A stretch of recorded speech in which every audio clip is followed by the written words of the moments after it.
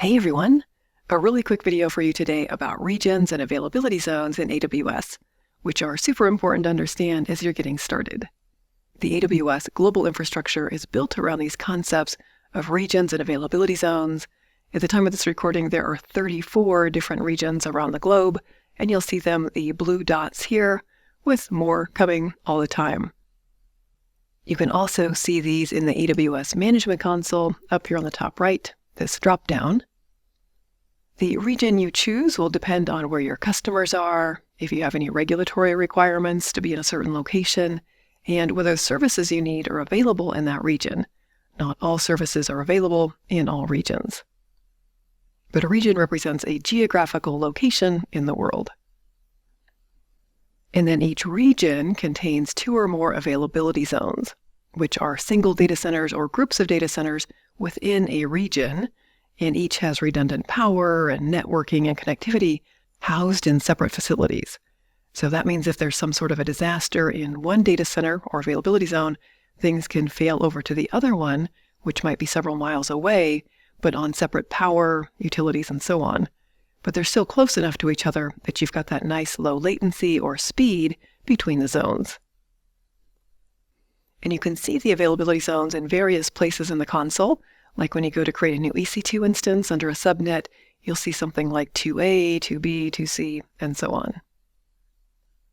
And then just as a bonus concept, let's quickly touch on edge locations. These are sites used by Amazon CloudFront to store cached copies of your content closer to your customers for faster delivery. You don't need to know all the details of CloudFront, but just know that it's a content delivery network, or CDN, something akin to Akamai or Fastly. It serves up your videos or images or other files, and the whole job is just to get them to your customers faster. There are lots of edge locations around the world. You'll see them here, the blue dots, in the various continents around the globe. So pulling everything together, we've got the region, which is a geographical part of the world, like US West 2, EU West 1, and that is divided into 2 or more availability zones. An availability zone, or AZ, corresponds to a physically isolated data center in that geographic region, and that's where you deploy your resources.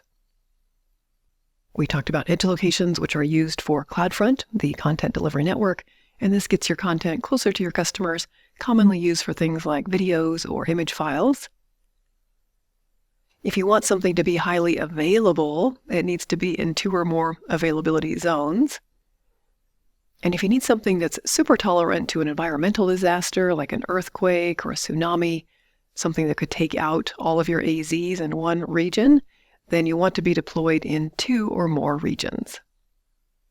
So that's it, a short and sweet video about regions, availability zones, and edge locations in AWS.